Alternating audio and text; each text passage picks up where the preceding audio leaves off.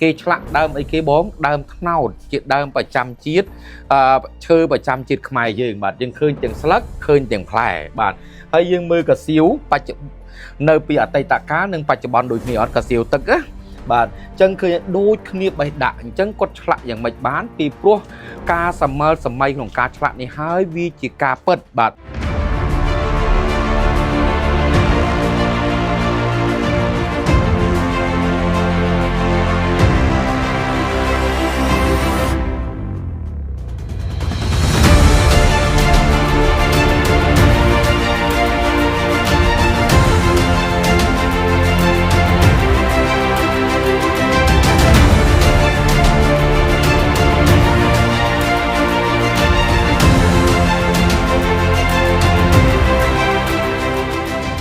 គាត់អត់ហូបសាច់គោទេគោជាយានជំនិះរបស់ព្រះសិវៈ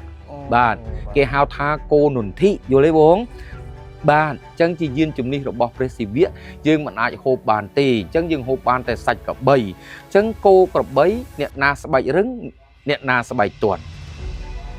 គោស្បែកទន់ឬក្របីស្បែកទន់ក្របីស្បែកទន់អត់ទេគោស្បែកទន់ក្របីស្បែករឹងគេអត់ដែលយកស្បែកក្របីមកធ្វើជាត្រូវអ៊ូឬកោបាទនេះទេគេយកស្បែកគោមកធ្វើពីព្រោះស្បែកគោវាទន់ជាងស្បែកក្របីបាទដល់ពេលសាច់គោនិងសាច់ក្របីតាមក៏ពិតទៅ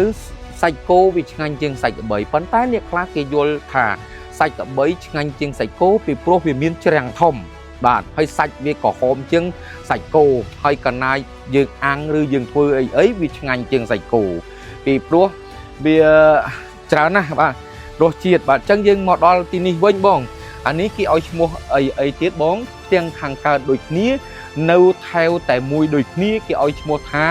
Chinese Town បាទអានេះគឺទីក្រុងចិនណាបាទ Chinese Town យើងនឹងឃើញ Chinese Town ណាបាទនេះឃើញពុកមាត់ចិនទាំងអស់នៅខាងក្រោមខាងលើនេះគឺចិនហើយ Chinese Town ហ្នឹងគឺចិនបាទប៉ុន្តែក៏មានចម្ប៉ាចូលរួមដែរឃើញសក់ផនគាត់ទេបាទគាត់ពាក់ដូចជាផ្កាច័ន្ទបាទចូលរួមទាំងគ្រប់ជាតិសាសន៍បាទមិនថាចិនមិនថាចម្ប៉ាគឺមានប្រទេសពីដើមណានៅនឹងវៀតណាមខាងត្បូងបច្ចុប្បន្នប៉ុន្តែឥឡូវ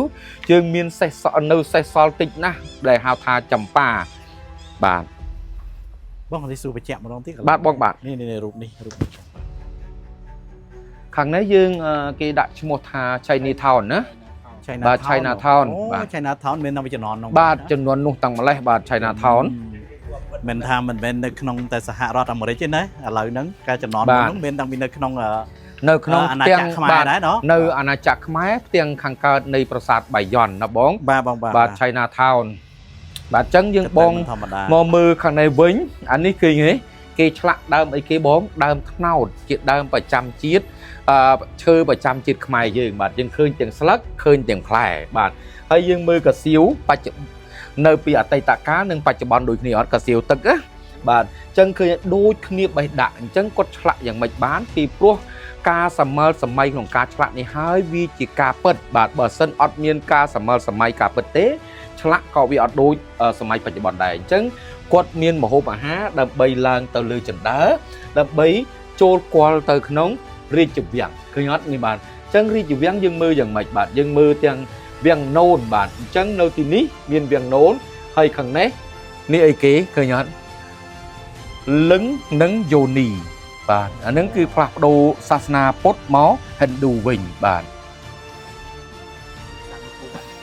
គូច្រើនណាស់បាទអញ្ចឹងមានទាំងចិនទេមានទាំងចិនរស់នៅជុំខ្មែរយើងដែរអញ្ចឹងបានគេដាក់អីផ្ទាំងខាងកើតនោះគេដាក់ថា Chinese Town ណា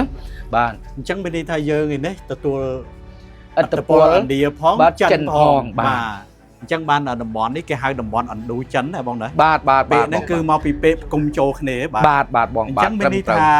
តំបន់ឥណ្ឌូចិនយើងរាល់ថ្ងៃយើងផ្ដោតទៅលើប្រទេស3គឺប្រទេសវៀតណាមកម្ពុជានិងប្រទេសឡាវបាទអញ្ចឹងមានន័យថាជនជាតិដែលជាចម្រុះ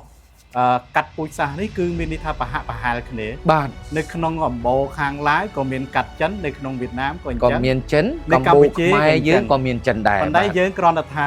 ការចេះអត្តពលរបស់ឥណ្ឌាមកមុនគឺយើងមានជាប់ខ្សែស្រឡាយឥណ្ឌា បាទជប់ខ្សែឥណ្ឌាមកមុនគេបានយើងស្បែកយើងខ្មៅ ស្បែកខ្មៅហើយយើងមានភ្នាត់ក្នុងភ្នែកទៀត បាទត្រឹមត្រូវដល់ពេលចិនគាត់សក៏ពិតមែនប៉ុន្តែភ្នាត់ភ្នែកប៉ុនគាត់អត់មានដូចយើងទេយើងគេហៅថាភ្នែកពីរជាន់ បាទគេហៅថាពីរត្រួតទេបង បាទពីរត្រួតបាទ